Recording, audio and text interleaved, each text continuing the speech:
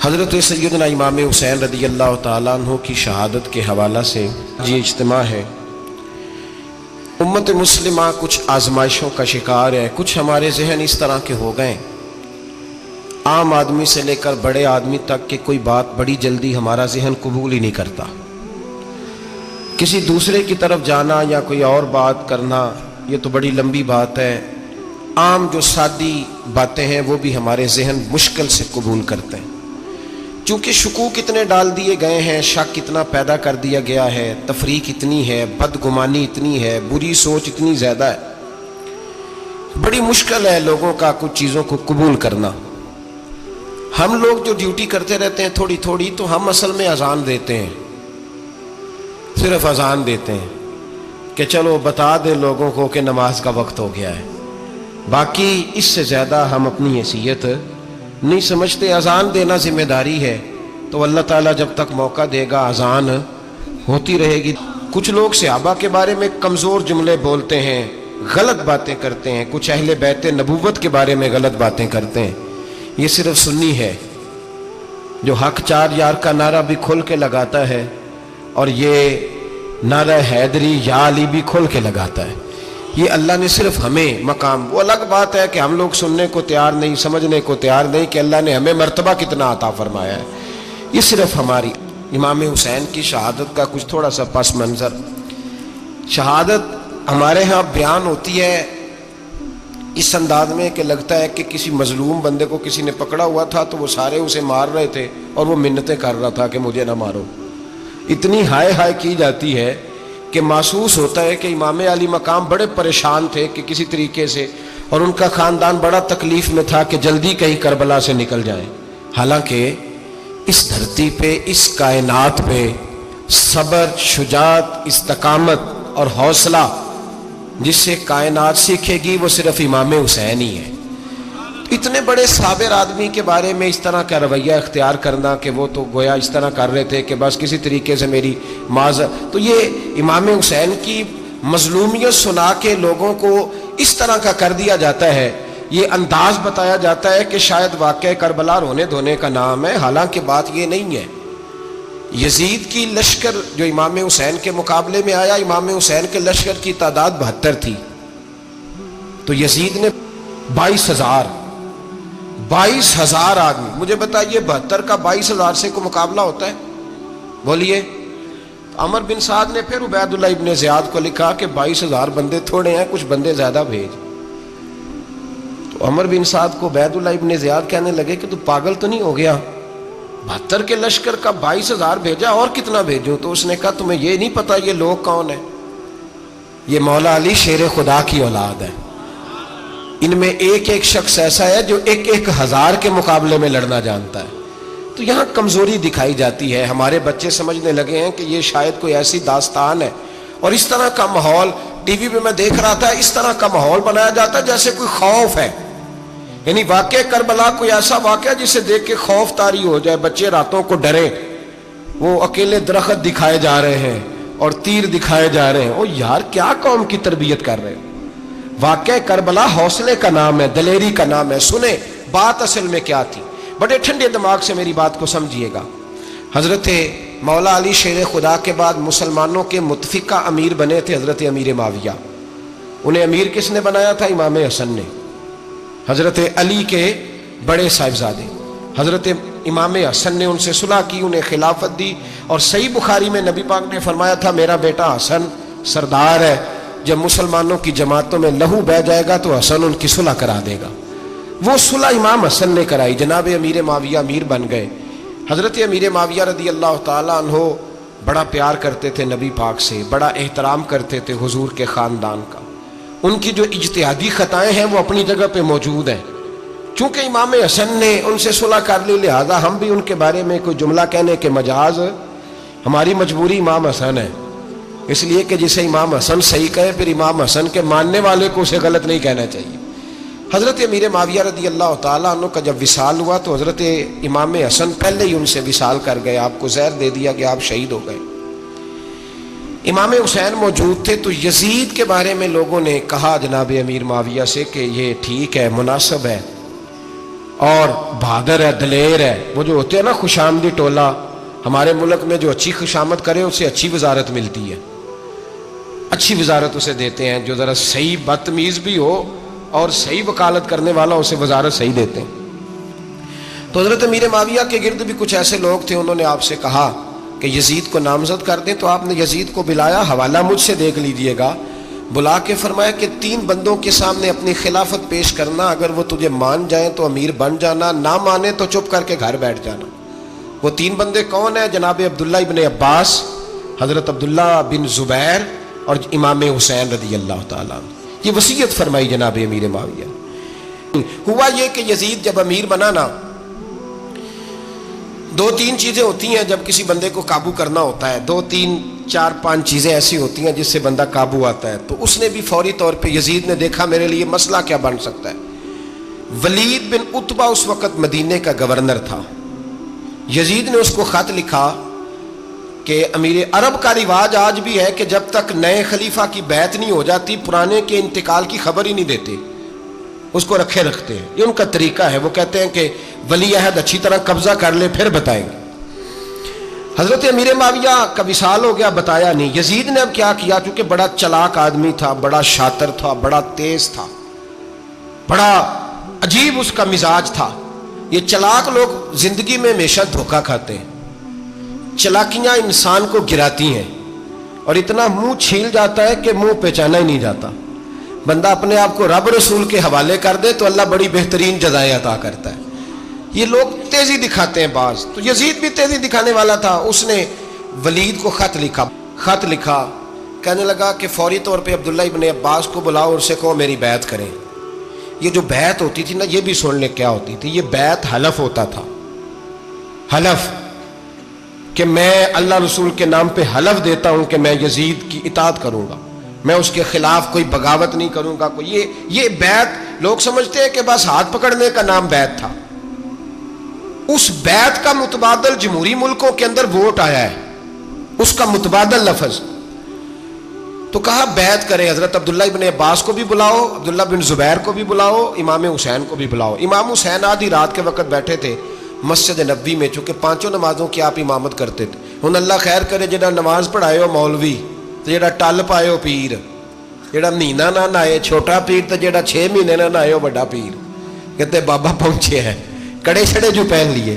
بھائی امام حسین تو نمازیں پڑھاتے تھے، مولا علی تو نمازیں پڑھاتے تھے، مسجد کے خطیب تھے. اب اس کو تو مولوی کہہ دیا جاتا ہے بیچارے کو. تو ملنگ کون ہوتا ہے جی؟ کہتے جڑا کپڑے کٹ پائے. کیا تماشا ہے، قوم جدھر دل کرتا ہے نکل جاتی ہے. امام حسین نماز پڑھا کے عشاء کی بیٹھے تھے جناب عبداللہ بن زبیر. عبداللہ بن زبیر کون تھے؟ یہ نبی پاک صلی اللہ علیہ وسلم پھپھی کے پوتے تھے اور جناب صدیق اکبر کے نواسے تھے. حضرت عبداللہ بن زبیر اور جناب زبیر بن عوام عشرہ مبشرہ صحابی ہیں، ان کے بیٹے تھے. بہت زیرک آدمی تھے. یہ بھی امام حسین کے پاس بیٹھے تھے. عبداللہ ابن عباس بھی تھے جو حضور کے چچا کے بیٹے ہیں، اس امت کے پہلے مفسر ہیں قرآن پاک. یہ لوگ بیٹھے تھے. تو ولید نے ایک بندہ بھیجا، اس نے آ کے کہا جناب آپ کو گورنر صاحب نے بلایا ہے. تو عبداللہ بن زبیر کہنے لگے حسین اس وقت بلانے کی بات سمجھ میں نہیں آئی. تو امام حسین بڑے بصیرت والے تھے، اللہ نے بصیرت دی تھی. کہنے لگے عبداللہ آپ کو سمجھ نہیں آئی، مجھے سمجھ آ گئی ہے، امیر معاویہ وصال کر گئے اور یہ ہمیں جو بلایا گیا ہے نا، یہ یزید کی بیعت کے لیے بلایا گیا ہے. تو کہا پھر آپ آدھی رات کو نہ جائیں، آپ کے لیے خطرہ ہوگا. تو امام حسین فرمانے لگے خطرہ حسین کو نہیں ہوتا، حسین کو خطرہ نہیں. کہا پھر بھی آپ مہربانی کریں ذرا احتیاط سے جائیں. تو جناب عبداللہ ابن زبیر نے، عبداللہ ابن عباس نے 14 بندے نیزے دے کے، تلواریں دے کے امام حسین کے ساتھ بھیجے اور کہا کہ امام حسین اگر اس نے کوئی غلط ملت بات کی نا، زبردستی بیعت کرنے کا کہا، تو آپ بس کوئی ایک بات اونچی آواز میں کر دینا، یہ سپاہی پیچھے آ جائیں گے. امام حسین ان 14 بندوں کو لے کے گورنر ہاؤس پہنچ گئے. جب آپ وہاں پہنچے اس نے بتایا، اس نے کہا جی حضرت امیر معاویہ انتقال کر گئے اور آپ نے یزید کی بیعت کرنی ہے. تو امام حسین فرمانے لگے میں چھپ کے بیعت نہیں کروں گا. مجمع لگاؤ، جمعے والے دن اعلان کرو. جو طریقہ ہے حضرت ابوبکر صدیق کا، جو طریقہ ہے حضرت عمر فاروق کا، جو انداز حضرت عثمان غنی کا ہے، جو مولا علی کا ہے، سر عام اعلان کرو. اگر ساری دنیا یزید کی بیعت کرے گی تو میں بھی تیار ہوں. تم مجھ سے بیعت لے کے پھر لوگوں کو بتانا چاہتے ہو کہ حسین بیعت کر رہے ہیں تو تم کیوں نہیں کر رہے؟ میں عام آدمی نہیں ہوں لہذا چھپ کے بیعت نہیں کرتا. جب یہ بات کی نا تو ولید بڑا نرم دل تھا اور امام حسین کی شان کو جانتا تھا. وہ جانتا تھا یہ نبی پاک کا خاندان ہے. اس نے کہا جی مجھے تو حکم تھا، باقی آپ حضور کے نواسے ہیں، میں کر کچھ. وہاں ایک بڑا بدبخت شخص بیٹھا تھا، عبد الملک بن مروان. وہ ولید سے کہنے لگا کہ اگر حسین آج تمہارے ہاتھ سے نکل گئے تو تمہارے لیے بہت بڑا مسئلہ کھڑا ہو جائے، انہیں جانے نہ دینا، یا بیعت کراؤ یا ان سے کہو جنگ کے لیے تیار ہو. تو امام حسین رضی اللہ تعالیٰ عنہ کے کانوں میں آواز گئی تو فرمانے لگے ابن مرجانہ، اگر تیرے اندر جرت ہے تو آ سامنے حسین کے، اس کے کانوں میں باتیں نہ کر، کانا پھوسی نہ کر، باہر آ میدان میں، شرارت نہ کر، باہر آ، میں تمہیں ابھی بتاتا ہوں کہ حسین سے مقابلہ کرنے کا انجام کیا ہے. یہ کہہ کہ امام حسین باہر نکلے، اپنے بھائی محمد بن انفیہ کو بلایا، عبداللہ بن زبیر، عبداللہ ابن عباس، ڈھیر سارے لوگ اکٹھے ہو گئے. فرمایا یہ معاملہ ہے، اب کیا کرنا ہے؟ یاد رکھیں ووٹ برادری کا نہیں ہوتا، ووٹ برادری کا نہیں، ووٹ دین کا ہوتا ہے. جو بندہ دین کے، ملت کے، مذہب کے معیار پہ پورا نہ ہوتے اسے حکمت کے تحت بھی ووٹ دینا جائز. ہاں یہ بات سچی ہے تو بہرحال سچی ہے، یہ یاد رکھ لے. ہمارے ووٹ سے کوئی ایم این اے، ایم پی یہ جتنے ظلم کرے گا ووٹ دینے والا اس کے ظلم میں شریک ہوگا، بالکل 100%. یہ لکھ لیں بات. ہم اس وقت بڑی جلدی، پتہ نہیں ہمیں کیا مسئلہ ہو جاتا ہے، اتنا اتنی مصیبت انہیں نہیں بنی ہوتی، نہیں یہاں بنی ہوتی ہے. خدا کا خوف کریں. امام علی مقام ووٹ ہی مانگ رہا تھا نا یزید، اور پھر اس نے بڑے بڑے لالچ دیے. اس نے کہا کہ آپ 5-4 صوبے ہیں جس کی گورنری مرضی رکھ لیں، دولت آپ کی مرضی کی. تو پھر آج ہمیں بھی لوگ مشورہ دیتے ہیں، کہتے ہیں مسجد میں سیاست نہیں ہونی چاہیے. میں نے کہا کیا کریں، یہ امام حسین ہمیں مجبور کر گئے، کوئی نہ کوئی بات کرنی پڑ ہی جاتی ہے. امام علی مقام نے فرمایا چھپ کے ووٹ کی بات، بیعت کی بات نہیں ہو سکتی. آپ نے جا کے لوگوں سے مشورہ کیا تو وہ کہنے لگے حضور وقت ابھی مناسب نہیں ہے، آپ اس طرح کریں یہاں رکے، ہم مکے سے، عراق سے، کوفے سے لوگوں کو بلاتے ہیں، یہاں ایک بڑی مجلس مشاورت قائم کرتے ہیں. امام حسین فرمانے لگے اگر تم مشاورت قائم کرو گے تو ولید اور عبد الملک بن مروان وہ تو جنگ کرنے کو تیار ہے، اور نبی پاک نے فرمایا ایک مینڈا ہوگا جس کی وجہ سے مدینے کی گلیوں میں لہو بہے گا. فرمانے لگے میں وہ بکرا، وہ مینڈا نہیں بننا چاہتا. کہا پھر آپ کیا کریں گے؟ تو امام حسین رو پڑے، فرمانے لگے میں مدینہ چھوڑ جاؤں گا لیکن مدینے کی حرمت پامال نہیں ہونے دوں گا. امام علی مقام آدھی رات کے وقت نکلے. سیدہ فاطمہ کا دروازہ ایک اس دن تھا جس دن حضرت مولا علی کوفے چلے گئے تھے، اور دوبارہ آج تالا لگا جب امام حسین نکلے. آپ جنت البقیع کے پیچھے کھڑے ہو کے حضور کا روضہ دیکھنے لگے. اس وقت گنبد تو نہیں ہوتا تھا، روضہ دیکھنے لگے. نانا تیرے کرم کے خزینے کی خیر ہو، میں جا رہا ہوں تیرے مدینے کی خیر ہو. سارا خاندان لے گئے، مکے تشریف لے گئے. حج کے ایام قریب آنے والے تھے. امام حسین نے وہاں لوگوں سے باتیں کی. جب امام حسین وہاں سے پہنچے تو کوفے سے خط آنے لگے. کوفہ حضرت علی کا دار الخلافہ تھا، وہاں آپ کے محبین، پیار کرنے والے ڈھیروں تھے. انہیں خط لکھے کہ حضور آپ چپ کر کے بیٹھے ہوئے ہیں اور ہمارے اوپر یزید مسلط ہو گیا ہے. آپ اگر میدان میں نہیں نکلیں گے، آپ نہیں آئیں گے تو ہم اللہ کی بارگاہ میں شکوہ کریں گے کہ کوئی ہماری کمان کرنے کو تیار ہی نہیں ہوا. اور وہ خط 1 2 3 نہیں آئے، وہ خط اتنے تھے کہ 3 بوریوں میں بھرے تھے امام حسین، 3 بوریوں میں. اب مجبوری ہو جاتی ہے، حق کے لیے کئی دفعہ بات کرنا مجبوری ہوتی ہے. اگر نہیں کرے گا تو پھر اس کو بھی قبر میں جواب دینا پڑے گا. امام علی مقام رضی اللہ تعالیٰ عنہ نے مکے میں اب لوگوں کو جمع کیا مشورے کے لیے. ہر بندے نے کہا حضور وہ بلا تو رہے ہیں پر اپنے وعدوں کے پکے بڑے کم لوگ ہوتے ہیں، بڑے کم لوگ. جسے زندگی ہو پیاری وہ یہیں سے لوٹ جائے. میرے قافلے میں شامل کوئی کم ظرف نہیں ہے.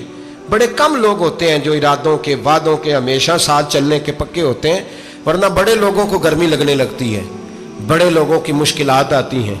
بڑے لوگ ایسے ہوتے ہیں جن کی مجبوریاں بن جاتی. کہا حضور وہ پکے نہیں، آپ نہ جائیں. ہر بندے نے کہا حالات ٹھیک نہیں، حالات گراؤنڈ ریالٹی صحیح نہیں. یہی مشورہ آج بھی ہر بندہ دیتا ہے، ابھی حالات نہیں. اتنے خراب حالات کبھی نہیں ہوئے تھے جتنے امام حسین کے دور میں تھے. لیکن فرمایا میں دین کے خلاف غلط حکمران کو مسلط ہونے کی اجازت غلط حکمران کو مسلط ہونے کی اجازت مزاحمت کروں گا، مخالفت کروں گا۔ امام کہنے لگے کوئی بات نہیں، وہ میرے ساتھ چلے نہ چلے لیکن میں کوفے جاؤں گا، وہ لوگ میرے ساتھ کھڑا ہونے کو تیار ہے تو وہ جھوٹ ہے یا سچ ہے پر میں چلوں گا۔ جب امام علی مقام نے اصرار فرمایا تو جو آپ کے قریبی صحابہ کرام کی اولادیں تھی ساری، یہ بھی اب بیماری ہے، کچھ لوگ کہتے ہیں جی صحابہ نہیں ساتھ چلے، تو میں کہتا ہوں اہل بیت نبوت کے تو کل افراد 21 تھے، تو 72 میں باقی اولادیں کس کی تھیں؟ وہ ساری صحابہ کی اولادیں تھیں، وہ سارے، پتہ نہیں کیوں اس طرح کا فلسفہ بیان کیا جاتا ہے جس میں حالات خراب ہو۔ حضرت سیدنا امام علی مقام کو جب بہت زیادہ کہا گیا نا تو امام حسین رضی اللہ تعالیٰ عنہ نے فرمایا چلو میں ایک کام کرتا ہوں، مسلم بن عقیل کو بھیجتا ہوں، حضرت علی کے بھتیجے ہیں، امام حسین رضی اللہ تعالیٰ عنہ کے چچا کے بیٹے ہیں، حضرت عقیل کے صاحبزادے مسلم بن عقیل، بڑے سمجھدار آدمی تھے، معاملہ فہم تھے، بڑے جری تھے، اتنا زبردست مشورہ کم لوگ دیتے ہیں جتنا حضرت مسلم بن عقیل دیتے تھے۔ ان کو بھیجا گیا کوفے۔ اب اس میں بڑی تفصیل ہے، وہ اپنے 2 بچے بھی لے گئے۔ جب وہ کوفے پہنچے نا تو کوفے پر جناب نعمان بن بشیر کی حکومت تھی، آپ گورنر تھے اور اہل بیت سے بڑی عقیدت رکھنے والے، نرم رویہ۔ عبید اللہ ابن زیاد کوفے کا گورنر نہیں تھا، یہ کسی اور علاقے کا تھا۔ جب آپ وہاں پہنچے تو نعمان بن بشیر نے دیکھا کہ حضرت مسلم بن عقیل آئے ہیں تو لوگ دوڑے ان کی بیعت کرنے، بھاگے، اتنے لوگ جمع ہوئے کہ ایک دن میں 17,000 آدمی نے بیعت کر لی۔ تو تم پتہ ہے نا جڑا الیکشن لڑتا ہوتا ہے راتی جیت کے سوندا ہے، وہ فاتح ہوتا ہے، ہر روز جیتتا ہے، پتہ اسی دن چلتا ہے جس دن الیکشن کا ریزلٹ اناؤنس ہوتا ہے۔ 17,000 آدمی ایک دن آیا۔ اب وہ جو امام مسلم بن عقیل کے وہاں نعرے لگانے والے تھے کہنے لگے حضور یہ پہلے دن کی کارکردگی ہے، 2-4 دن میں دیکھیے کیا ہوتا ہے۔ 2-4 دن میں کیا ہوا، 40,000 آدمی نے بیعت کر لی۔ اب وہ 40,000 بندہ تیار ہو گیا۔ ادھر سے جو یزید کے وفادار تھے انہوں نے خط لکھا یزید کو کہ تو نے بڑا نرم آدمی گورنر بنایا ہے اور 40,000 بندہ چلا گیا حسین کی طرف، اگر ایک دن مسلم بن عقیل اور رہے تو جو تمہارا گورنر بیٹھے ہیں نا جناب نعمان بن بشیر، ان کو گورنر ہاؤس سے نکال کے مسلم بن عقیل قبضہ کر لیں گے، تو چپ کر کے بیٹھا ہے۔ یزید بڑا تیز تھا، اس نے ایک آدمی گھوڑے پہ دوڑایا۔ عبید اللہ ابن زیاد ایک اور علاقے کا گورنر تھا پر بڑا ظالم سا بدماش تھا، بڑا سخت گیر آدمی تھا۔ اس کو کہا کہ تو پہلے ایک صوبے کا گورنر ہے، جا تجھے دوسرا صوبہ بھی دیا۔ اس طرح کار فوری طور پہ کوفے پہنچ اور جا کے مسلم بن عقیل کو گرفتار کر، جو آدمی ان کا ساتھ پھر بھی دے اسے قتل کر دے۔ اس نے کیا کیا، وہ آدھی رات کو آیا، منہ چھپایا، جبہ پہنا، لوگ سمجھے امام حسین آ گئے۔ بہت سارے لوگوں نے اس کے نعرے بھی لگائے۔ وہ چپکے سے داخل ہوا اندر، اور چپکے سے داخل ہو کے اس نے سب سے پہلا کام یہ کیا کہ نعمان بن بشیر رضی اللہ عنہ کو معزول کیا، کوفے کے گورنر ہاؤس پہ قبضہ کیا۔ پھر اس نے اسی وقت سوئے ہوئے سرکردہ لوگ، جس طرح ایک گاؤں کا چودھری دوسرے کا محلے میں قبیلوں کے جو لوگ تھے چودھریوں کو بلایا، کچھ کو سزائیں دیں، کچھ کو سخت کہا، کچھ کو ان کے عیب گنوائے کہ وہ تمہارا فلانا مسئلہ پھر خراب کر دوں گا، بلیک میل کیا۔ صبح ہونے تک حالات اگر تم نے میرے قابو میں نہ کیے تو یاد رکھنا بڑا مشکل ہوتا ہے حق پہ کھڑا ہونا، بڑی چیزیں لوگوں کو یاد آتی ہیں، اللہ جانتا ہے۔ پہلے کچھ ہوتا ہے، بعد میں معاملہ کچھ ہوتا ہے۔ حضرت مسلم بن عقیل کے ساتھ جس دن عبید اللہ ابن زیاد آیا 40,000 کا لشکر تھا۔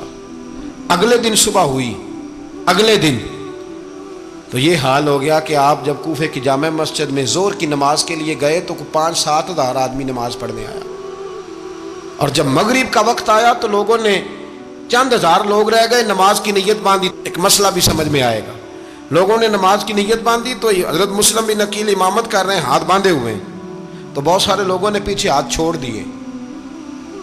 ایک بندے نے دوسرے سے پوچھا وہ ہاتھ کیوں نہیں باندھتے؟ کہنے لگے اگر عبید اللہ ابن زیاد کے کسی بندے نے دیکھ لیا نا تو ہم اسے کہیں گے ہم تو نماز پڑھ ہی نہیں رہے تھے، ویسے ہی کھڑے تھے، ہاتھ ہی نہیں باندھے سرے سے۔ جب نماز کی امامت باندھی تو 10-11 صفیں تھیں۔ جب مسلم بن عقیل رضی اللہ تعالیٰ عنہ نے سلام پھیرا تو پیچھے بندہ ہی کوئی نہیں تھا۔ حضرت مسلم بن عقیل کو گرفتار کیا گیا۔ عرب کا رواج تھا دشمن کو سخت سزا دیں تاکہ باعث عبرت بنے۔ بہت اونچا मीनार था कूफे का, गवर्नर हाउस का, ऊपर ले जाके जनाब मुस्लिम बिन अकील को ज़मीन पे गिराया गया। और जब वो शहीद हो गए तो शहीद होने से एक रात पहले वो ख़त लिख चुके थे इमाम हुसैन को कि आप आ जाएं, हालात बड़े अच्छे हैं। ख़त मिला तो इमाम हुसैन मक्के से कूफे की जानिब चल पड़े। इमाम अली मकाम रदी अल्लाह ताला अन्हु जब चल पड़े, तशरीफ़ ला रहे थे तो रस्ते में फर्जक शायर मिला, बड़ा मुहिब्बे अहले बैत था। रस्ते में मुलाकात हुई। हज़रत मुस्लिम बिन अकील जब गिराया, शहीद हो गए, तो फिर उसने इस तरह किया कि आपकी लाश को लटका दिया चौक में। लोग देखते थे तो औरतें बच्चों को कहती थी तूने बाहर नहीं निकलना, हमने नहीं इमाम हुसैन के साथ चलना, बस बस बड़ा खौफ है, कोई बंदा ना बाहर निकले, कोई नहीं ज़रूरत हमें, हालात बेहतर होगी तो देखी जाएगी। आज कितने लोग हैं, कितनी देगें पकी, कितनी न्याज़ें बटी, क्या कुछ हुआ। आप नाराज़ ना होना, मैं आप में से हूँ, आप मुझसे हैं, ये बात आपकी नहीं मेरी सब की है। आज भी अगर इमाम हुसैन के नाम पे जान देने की बारी आएगी तो देगे ही रह जाएंगी। नाराज तो नहीं हो गए आप लोग? फटाफट माएँ कहेंगी बाहर नहीं जाना, बिल्कुल पुत्र सानू की लगे, सारा दिन कोई हमारे लिए। वो पीर साहब तो करते रहते हैं बातें, उनका तो काम है, खबरदार हमने नहीं जाना।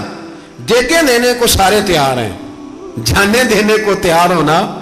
नाराज हो गए आप लोग? चलो कोई नहीं, हो जाओ, खैर सल्ला है, बात तो ठीक कर रहा हूँ ना।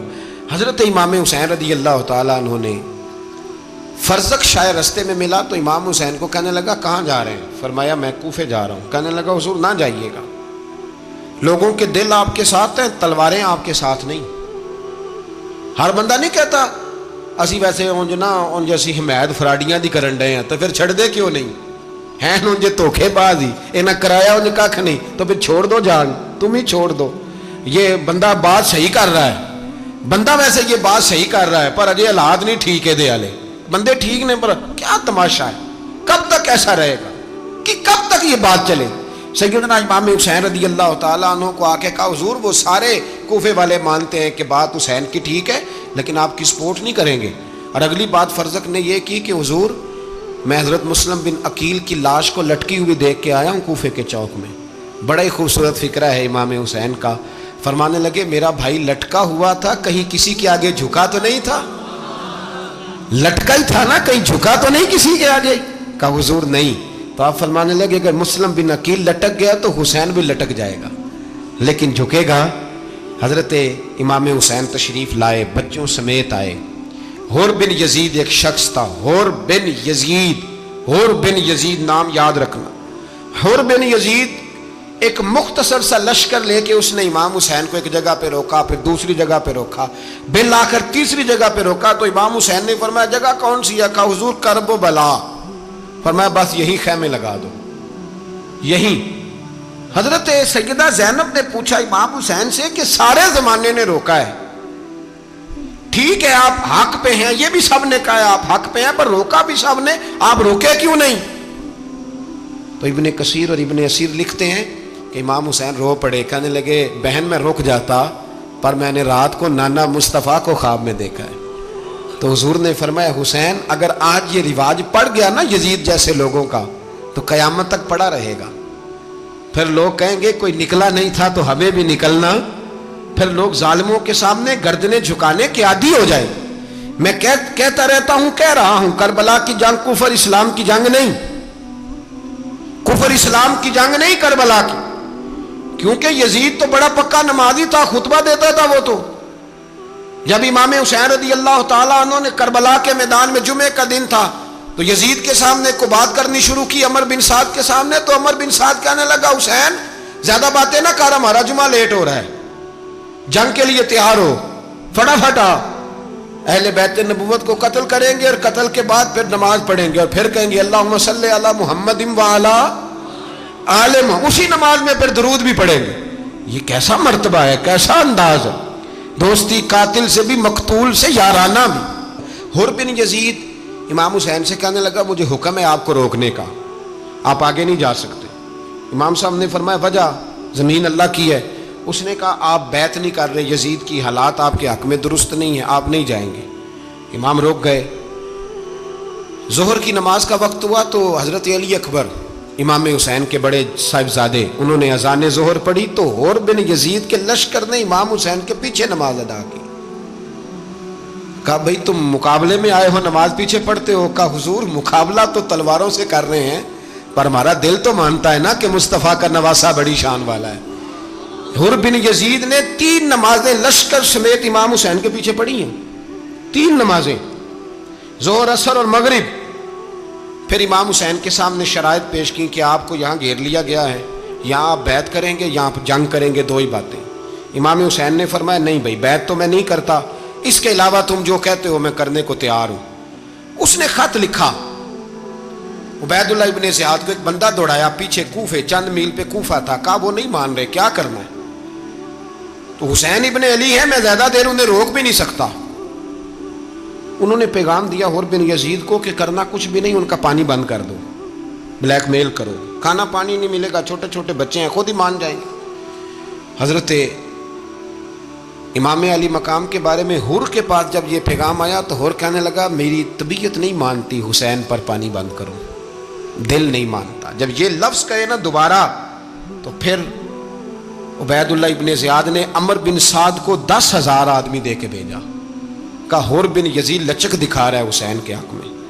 ایک رے کا علاقہ تھا، بڑی وہاں فصل ہوتی تھی، لوگ کوشش کرتے تھے وہاں کا گورنر بننے کی، کوشش کرتے تھے۔ تو عبید اللہ ابن زیاد کہنے لگا تمہیں رے کی گورنری ملے گی، سب سے سرسبز و شاداب علاقہ، تمہیں وہاں کا گورنر بنایا جائے گا اگر حسین کے خلاف لڑو گے۔ یہ اتنی زبردست ہوتی ہیں گورنریاں کہ گورنریوں کے لیے لوگ نسل رسول کے خلاف بھی نکل آتے ہیں، یہ اتنی تگڑی ہوتی ہیں، اتنی جلدی وفاداریاں بدلتی ہیں۔ امام حسین کو روک لیا گیا، عمر بن سعد نے روک لیا۔ 1 محرم کو امام آئے، 7 محرم تا روکا گیا، 7 محرم کو پانی بند کر دیا۔ جانور پانی پیتے تھے، گھوڑے پیتے تھے، کتے پیتے تھے، لیکن مصطفیٰ کے گھرانے کو پانی پینے کی اجازت، 3 دن تک پانی بند رہا۔ 9 محرم کو عمر بن سعد نے اور لوگ بلائے۔ شمر ایک بڑا سخت آدمی تھا، سنگ دل بدبخت، جس نے حضرت علی اصغر کے گلے پر تیر مارا تھا، وہ اور لشکر لے کے آیا۔ رات کو کہنے لگا امام حسین رضی اللہ تعالیٰ عنہ سے کہ بس بڑا ہو گیا، یہ 9-10 محرم کی درمیانی رات، یہاں آپ جنگ کریں گے یا آپ بیعت کریں گے، 2 ہی باتیں۔ امام حسین اندر گئے، سیدہ زینب سے مشورہ کیا، باہر آئے، فرمایا بات وہی ہے جو پہلے دن والی ہے۔ او بھائی بچے ساتھ ہو، صحرا کا علاقہ ہو، تپتی ہوئی ریت ہو، اتنے کٹھن اور سخت حالات، چاروں جانب موت ہی موت، دور دور تک اپنوں کا نام و نشان کوئی نہیں، اور اکیلے فیصلہ کرنے والے امام حسین، باقی سارے بچے ہیں یا عورتیں، سارے بڑے اکیلے۔ امام حسین رضی اللہ تعالیٰ عنہ نے فرمایا بھائی بیعت تو میں نہیں کرتا، باقی جو تمہارا پروگرام ہے۔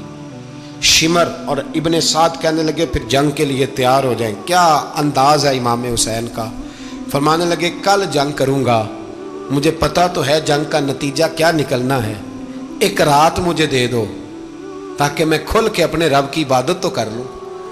حسین نے جانا ہے، مجھے پتا ہے کل رزلٹ 72 اور 22,000 کا کیا 1 رات مجھے دو، میں مالک سے راز نیاز تو کروں، میں گویا اس سے پوچھوں تو صحیح کہ مالک میرے والد بھی شہید ہیں، بھائی بھی شہید ہیں، نانا کو بھی دکھوں میں دیکھا ہے، تو اب میری باری ہے تو مالک میں حاضر ہوں، مجھے موقع تو دو، اس لیے کہ میرے نانا نے بدر میں بھی ساری رات عبادت کی تھی، صبح مجھے موقع دو۔ اور دنیا کا اصول ہے جب کوئی موقع مانگتا ہے تو دیا جاتا ہے۔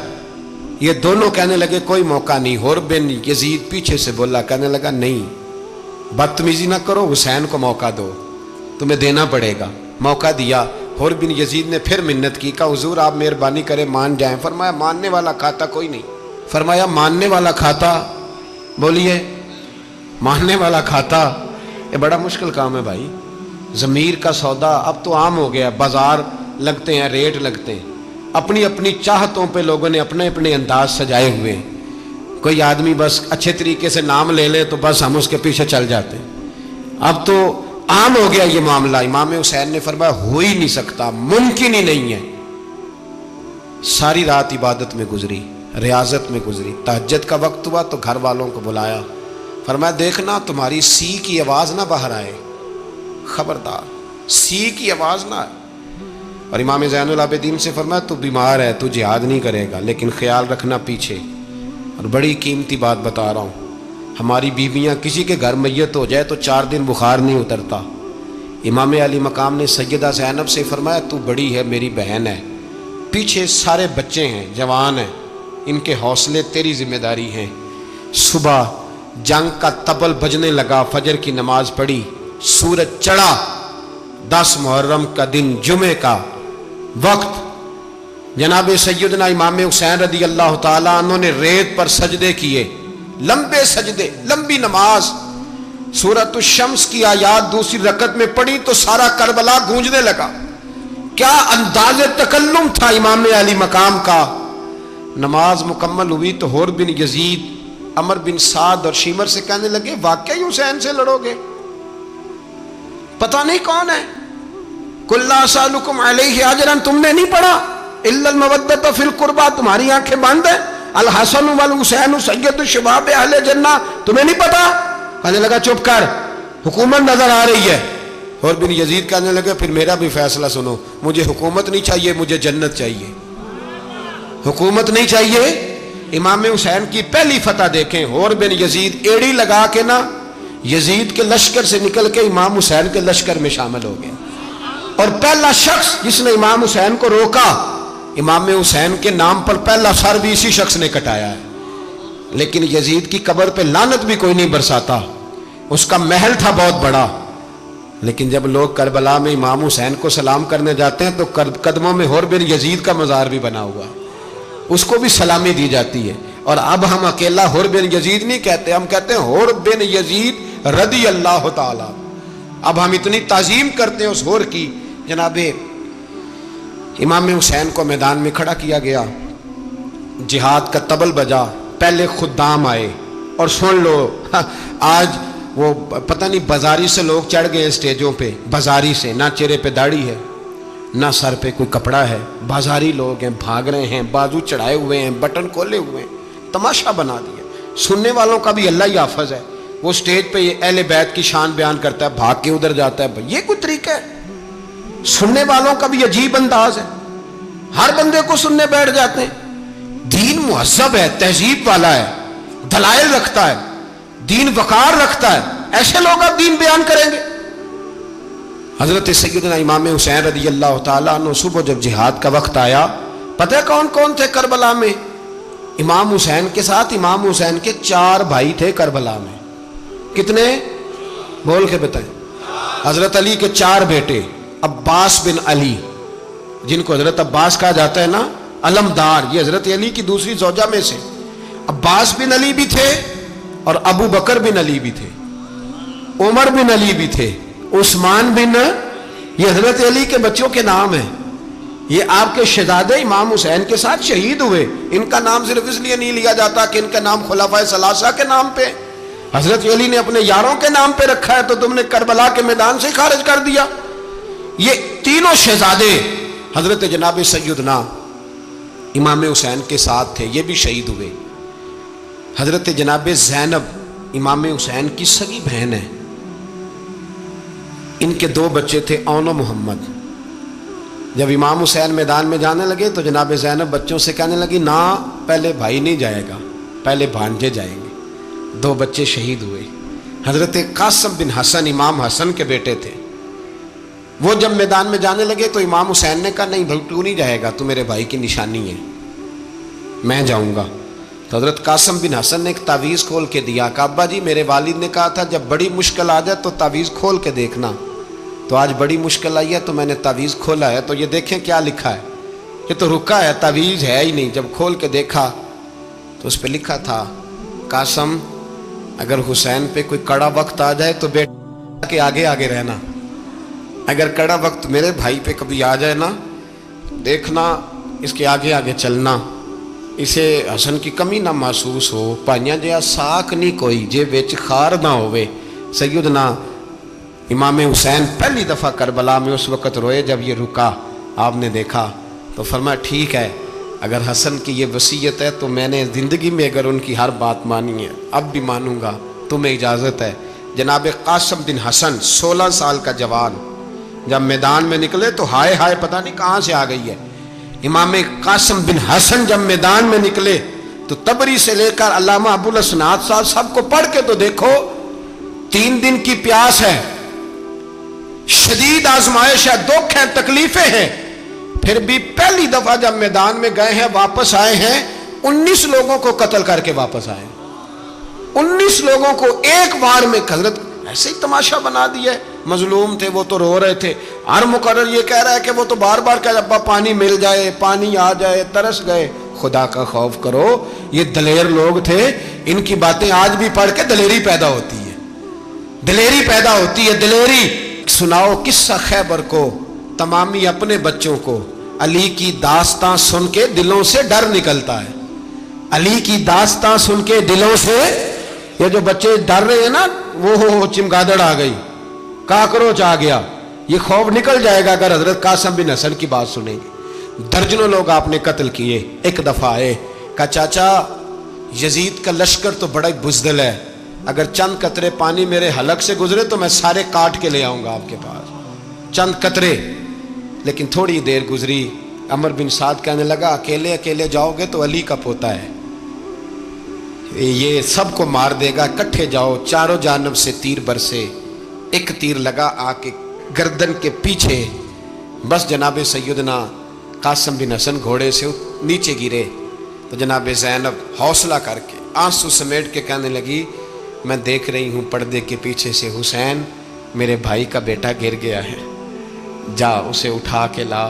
حضرت امام حسین ان کو اٹھا کے لائے تو امام حسین نے سینے سے لگایا ہوا تھا تو ان کے پیر، ان کا قد لگتا تھا امام حسین سے زیادہ ہے، اٹھا کے لایا، لٹا دیا گیا۔ امام حسین کے اپنے بڑے بیٹے میدان میں نکلنے کو، علی اکبر نام ہے، جب جن لوگوں نے حضور کو نہیں دیکھا تھا وہ جب کہتے نا ہم نے نبی پاک کا دیدار نہیں کیا تو بتاؤ کس طرح کے تھے، تو بتایا جاتا تھا کہ جناب علی اکبر کا دیدار کرو، ہم شبیہ مصطفیٰ۔ اور جب وہ گلیوں میں نکلتے تھے تو عورتیں چھتوں پہ چڑھ جاتی تھیں۔ جناب علی اکبر رضی اللہ تعالیٰ عنہ تلوار لے کے میدان میں نکلے، جوان بیٹے دینے بڑے مشکل۔ او یارو رٹا کیا ہے یہ تو بتاؤ، کہ ظالم آدمی حکمران ہے یار، یہ رٹا ہے، ایک ظالم کا رستہ روکنا ہے، اس رٹے کے لیے ہم شبیہ مصطفیٰ۔ جناب سیدنا امام علی اکبر میدان میں نکلے، بڑے لوگ مارے، بڑے، پھر ایک تیر ان کے بھی گلے میں لگا، اور جب وہ گرے نا زمین پہ تو حضرت امام حسین دوڑ کے آئے، دوڑ کے، اور جب تشریف لائے تو ان کے گلے سے تیر کھینچا تو ایک جملہ لکھا ہے صاحب تبری نے، اس نے حد کر دی، کہنے لگے تیر کھینچا تو امام حسین کی آنکھوں میں آنسو آئے، کہنے لگے کاش جناب ابراہیم آج میرے سامنے ہوتے تو میں انہیں کہتا کہ آپ نے تو بیٹا ذبح کرتے وقت آنکھوں پہ پٹی باندھی تھی، دیکھو میں کھلی آنکھوں سے بچے ذبح کر رہا ہوں، کھلی آنکھوں، کاش جناب ابراہیم خلیل ہوتے تو انہیں کہتا۔ جناب علی اکبر بھی شہید ہوئے۔ حضرت علی اصغر کو تو اچانک اٹھایا تھا امام حسین، باہر نکلے تو گردن پہ تیر لگا تو 6 مہینے کا بچہ وہ بھی شہید ہوا، خون اچھالا آسمان کی طرف تو کہا مولا دیکھ لے میں نے 6 مہینے والا بھی نہیں بچایا، وہ بھی دے دیا ہے۔ پھر حضرت عباس کو بیٹیوں نے کہا کہ اب نہ، کچھ کہتے ہیں پہلے شہید ہوئے، کچھ نے لکھا بعد میں، کہ اب ہم سے پانی کے بغیر نہیں رہا جاتا، تو جناب عباس پانی کا مشکیزہ لے کے نکلے، باہر نکلے، ایک ہاتھ کٹا، دوسرے پہ مشکیزہ وہ بھی کٹا۔ دیکھ لو میں پس منظر پہ ہوں ابھی تک، میں بتا رہا ہوں کہ جہاد کس کے خلاف تھا؟ ظالم حکمران کے خلاف، ظالم کافر کے خلاف نہیں، مشرک کے خلاف نہیں۔ حضرت امام حسین رضی اللہ تعالیٰ عنہ نے ہر جگہ ایک ہی بات کی کہ یزید شرابی ہے تو بچے کٹوا دوں گا، شرابی کو ووٹ، یہ ایک نہیں، ہر کتاب میں یہی لکھا، ہر کتاب میں، اور ہر مسلک کی کتاب۔ یزید چونکہ مجرے دیکھتا ہے، رنڈیوں کا ناچ دیکھتا ہے، بچے کٹوا دوں گا، اس کے ہاتھ میں ہاتھ۔ امام حسین نے فرمایا چونکہ اللہ کی حدوں کو توڑتا ہے، حقوق اللہ پامال کرتا ہے، حدود اللہ، بچے کٹوا دوں گا لیکن اس کے ہاتھ میں ہاتھ۔ سارا دن خود مجرا دیکھنا اور 10 محرم کو 2 دیگیں پکا کے حسینی بن جانا، سارا سال خود گند مند کرنا، شرابیوں کے ساتھ رہنا، اور 10 محرم کو 2 آنسو بہا کے یاد رکھنا۔ میں ہمیشہ کہتا ہوں، پھر کہہ رہا ہوں، جس کے موبائل میں گندے گانے ہیں، گند دیکھتا ہے، شرابی کبابی کا سپورٹر ہے، ووٹر ہے، یا مجرے دیکھتا ہے آتا جاتا ہے، وہ یاد رکھے قیامت میں امام حسین کا ہاتھ ہوگا، اس کا گریبان ہوگا۔ ہم سے نہ رقم ہوں گے قصیدے یزید کے، ہم لوگ تو حسین کے سیرت نگار۔ حضرت عباس بازو کٹا، پھر پانی تو بھر لیا تھا، لا نہ سکے، پھر گردن کٹی تو شہید ہوئے۔ بچوں کی بھی شہادت ہوئی، پر جب ان کا لاشا اٹھایا تو امام حسین کہنے لگے مولا اب نہ حسین کی کمر کمزور ہو گئی ہے، اب کمزور ہو۔ اور بھائی ایک میت ہو جائے تو 4-5 دن تو پوری آنکھیں نہیں کھلتی، کیسا جری خاندان ہے۔ تھوڑی دیر گزری تو امام علی مقام نے پٹکا باندھا، سر پہ دستار باندھی، مولا علی کی تلوار پکڑی، نبی پاک کا امامہ باندھا اور گھوڑے پہ سوار ہوئے تو کہنے لگے زینب گھر تیرے حوالے اور میں اللہ کے حوالے، گھر تیرے حوالے اور میں۔ اور پھر امام حسین نکلے، امام علی مقام نکلے۔ راوی کہتے ہیں کہ یہ جلوہ پہلے بھی بڑے سونے تھے، پر آج جو رنگ دیکھا وہ کبھی نہیں دیکھا۔ کیا انداز تھا، جدھر جاتے نعرہ لگاتے تو حد ہو جاتی۔ اتنے لوگ امام حسین نے کاٹے، اتنے کاٹے، پھر واپس پلٹ کے آئے اور کہنے لگے زینب ذرا پردے کے پیچھے سے دیکھ تو صحیح میری بہن، ان بزدلوں کو جرت ہی نہیں ہو رہی حسین کے مقابلے میں آنے، ایک دوسرے کو دھکا دیتے، تو جا تو جا۔ پھر اکٹھے وار ہوئے۔ یہ کون ہے کٹا ہوا، لباس ہے پھٹا ہوا، یہ بال یقین حسین ہے، نبی کا نور عین ہے۔ پھر چاروں جانب سے تیر برسے تو امام علی مقام چونکہ نماز کا وقت ہو گیا تھا، اترے گھوڑے سے، خون بہ رہا تھا، گرم ترین ریت سے تیمم کیا، سر سجدے میں رکھا، اور جب شمر آپ کی گردن کاٹنے لگا تو کہنے لگے ٹھہر جا ذرا رب سے ایک بات کر لینے دے۔ اور پھر بولے امام حسین، کہنے لگے مالک تو اب بتا کہ حسین سے راضی ہے کہ ناراض ہے، تو بتا۔ تو پھر ایک آواز آئی، یا ایتھا النفس مطمئنہ ارجعی الی ربک راضیۃ مرضیہ، فرمایا نفس مطمئنہ واپس آ جا، تو اللہ سے راضی ہے، اللہ تجھ سے راضی۔ امام حسین وہاں شہید ہو گئے۔ اب یہ قافلہ امام حسین کا سر کاٹ، ذرا دیکھنا غور کرنا، سر کاٹ کے نیزے پہ رکھا ہے، جسم کربلا میں پڑا ہے، عورتوں کو گھوڑوں پہ بٹھا کے لے جایا گیا یزید کے دربار میں۔ یزید پہلے عبید اللہ ابن زیاد نے بدتمیزی کی، پھر یزید نے کی۔ سعودی عرب کا ایک مولوی بول رہا تھا، سعودی عرب کا، ان سے بھی بڑا عشق ہے، جس نے تقریر سننی ہو میرے پاس ہے۔ ہمیں لوگ مشورے دیتے ہیں کہ جو یزید کو اچھا کہے اور حسین کو باغی کہے اس کو ہم امام مان لیں، اس بے شرم بے حیا کو جو نبی پاک کے گھرانے کے بارے میں بکے اسے امام۔ سعودی عرب میں مسجد نبی میں درس دینے والا جس نے تقریر سننی ہو میرے پاس ہے، وہ کہتا ہے یزید تو بڑا اچھا آدمی تھا، اس نے تو بڑی خدمت کی، تو میں نے اسے کہا رشتہ داری کر لیا یزید کے ساتھ، قریب ہو جا۔ شرم نہیں آتی؟ آج بھی نبی پاک کا دل دکھاتے ہو، حیا نہیں آتی، خیال نہیں آتا؟ اور لوگ گھر میں بیٹھ کے باتیں کرتے ہیں، کہتے ہیں جی جو بیت اللہ میں ہو وہ بھی برا ہو سکتا ہے۔ بیت اللہ میں تو 360 بت بھی تھے، وہ اچھے تھے۔ مدینے میں تو 360 منافق بھی رہے، پوری سورہ منافقون نازل ہوئی، وہ اچھے تھے۔ عجیب تماشا بنا دیا لوگوں نے مذہب کا۔